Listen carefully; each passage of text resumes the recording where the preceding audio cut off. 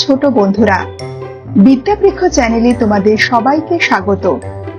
আজ আমরা নিয়ে এসেছি এক দারুণ মজার গল্প, টুকাই আর রূপার অঙ্কের দুঃসাহসিক অভিযান। গল্প শুনতে শুনতে তোমরা শিখে নেবে সংখ্যা, অঙ্কের কৌশল আর জীবনের কিছু গুরুত্বপূর্ণ শিক্ষা। তাহলে চলো শুরু করা যাক আজকের গল্প। পূর্ববঙ্গের ছোট্ট গ্রাম ছিলামপুর। নদীর ধারে সুন্দর শান্ত একটি গ্রাম। সেখানেই থাকে টুকাই, এক চঞ্চল, বুদ্ধিমান কিন্তু একটি আলসেমি ভরা ছেলে। টুকাইয়ের বয়স 8 বছর, ক্লাস 3-তে পড়ে। আর সবচেয়ে ভালো বন্ধু রূপা, বয়স 7 বছর, সবসময় বই পড়তে ভালোবাসে। টুকাই সবকিছুতেই খেলাধুলা পছন্দ করে, কিন্তু পড়াশোনা হলে তার মাথা ধরে যায়। বিশেষ করে অঙ্ক, সংখ্যাগুলো যেন তার শত্রু হয়ে উঠেছে।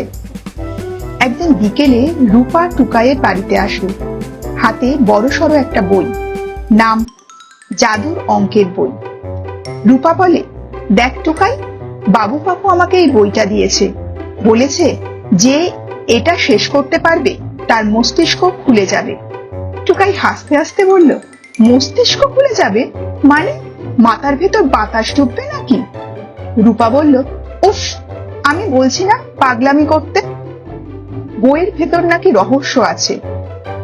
টুকাই প্রথমে পাত্তা দেয় না, কিন্তু হঠাৎ বইটা টেবিলে রাখতেই বইটা চকচক করে ওঠে। তার ওপরের সংখ্যাগুলো নাচতে শুরু করে, 1, 2, 3, 4। টুকাই বলে, রূপা, এটা কি হচ্ছে?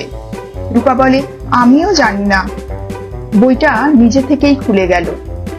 ভেতর থেকে এক ঝলক আলো বেরিয়ে দুজনকে টেনে নিয়ে ভেতরে ঢুকলো। চোখ খুলতেই তারা দেখতে পেল তারা এক অদ্ভুত শহরে এসে দাঁড়িয়েছে। শহরের নাম সংখ্যানগর। চারপাশে সব সংখ্যা, গাছের পাতায় সংখ্যা লেখা, পাখির গায়ে সংখ্যা, রাস্তা দিয়ে হাঁটছে যোগ চিহ্ন, বিয়োগ চিহ্ন। তাদের সামনে এক বৃদ্ধ এলো, যার গায়ে লম্বা একটা চাদর আর হাতে লাঠি। লাঠির মাথায় সমীকরণের চিহ্ন। বৃদ্ধ বলল, স্বাগত শিশুদের, আমি প্রফেসর গণিতানন্দ। তোমরা এসেছো সংখ্যানগরের পরীক্ষায় পাশ করতে। টুকাই ভয় পেয়ে বলল, কি পরীক্ষা? প্রফেসর বলল, তোমাদের 3টি ধাপ পার হতে হবে, যোগের জঙ্গল, বিয়োগের ব্রিজ আর গুণের গুহা। সফল হতে পারলে তোমরা বাস্তব জগতে ফিরতে পারবে। প্রথম ধাপ, যোগের জঙ্গল। প্রফেসর তাদের একটি মানচিত্র দিলেন। তারা হাঁটতে শুরু করলো। জঙ্গলের পাতা ঝরছে, প্রতিটি পাতায় সংখ্যা। হঠাৎ সামনে এলো একটা বাঘ, কিন্তু বাঘটা কাগজে, তাই গায়ে লেখা 5 plus question mark is equal to 10। রূপা বলল, টুকাই দেখ, আমাদের উত্তর দিতে হবে। টুকাই মাথা চুলকোলো। 5-এর সাথে কত যোগ করলে 10 হয়? 5। বাঘ বলল, ঠিক উত্তর, বলে বাঘটা পথ ছেড়ে দিল।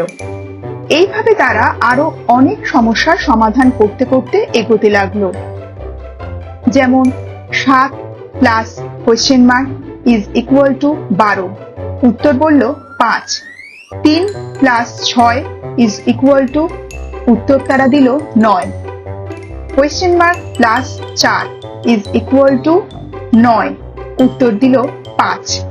টুকাই ধীরে ধীরে বুঝতে লাগলো অঙ্ক মানে ভয় নয়, খেলা। দ্বিতীয় ধাপ, বিয়োগের ব্রিজ। একটি নদীর ওপর বড় একটা ব্রিজ, কিন্তু প্রতিটি স্ল্যাবের ওপর বিয়োগের প্রশ্ন। ভুল করলে স্ল্যাব ভেঙে যাবে। প্রথম প্রশ্ন, 9 minus question mark is equal to 4। Tukai এবার ঝটপট বলে দিল 5। প্রতিটি প্রশ্নের উত্তর দিতে দিতে তারা ব্রিজ পেরোলো। টুকাইয়ের চোখে তখন আত্মবিশ্বাস জলজল করছিল। তৃতীয় ধাপ, গুণের গুহা। গুহার ভেতর অন্ধকার। হঠাৎ আলো জ্বলে উঠল।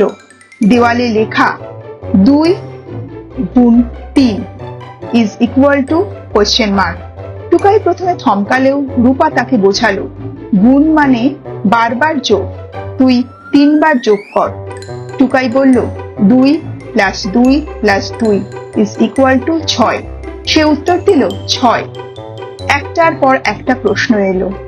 4 × 2 = 8, 3 × 5 = 15, 5 × 5 = 25। সব পেরিয়ে গেলে দরজা খুলে গেল। প্রফেসর বনিতানন্দ আবার হাজির হলেন। প্রফেসর বললেন, অভিনন্দন বাচ্চারা, তোমরা প্রমাণ করেছো অঙ্ক ভয় নয়, মজার। এক ঝলক আলোতে তারা আবার বাস্তব জগতে ফিরে এলো। টুকাই বইটা বন্ধ করলো, মুখে হাসি। টুকাই বলল, রূপা, কাল থেকে আমি অঙ্ক ভয় পাবো না, খেলতে খেলতে শিখবো। তাহলে বন্ধুরা, টুকাই আর রূপার মতো তুমিও কি শিখতে চাও মজার ছলে অঙ্ক? তাহলে প্রতিদিন আমাদের চ্যানেল বিদ্যাবৃত্ত দেখতে কিন্তু একদম ভুলো না। যদি আজকের গল্পটি ভালো লেগে থাকে তাহলে ভিডিওটিতে লাইক করো, কমেন্ট করে জানাও তোমার প্রিয় অংশ কোনটা ছিল। আর নতুন নতুন গল্প পেতে সাবস্ক্রাইব করো বিদ্যাবৃক্ষ চ্যানেলটিকে। তাহলে বন্ধুরা, দেখা হচ্ছে আগামী গল্পে।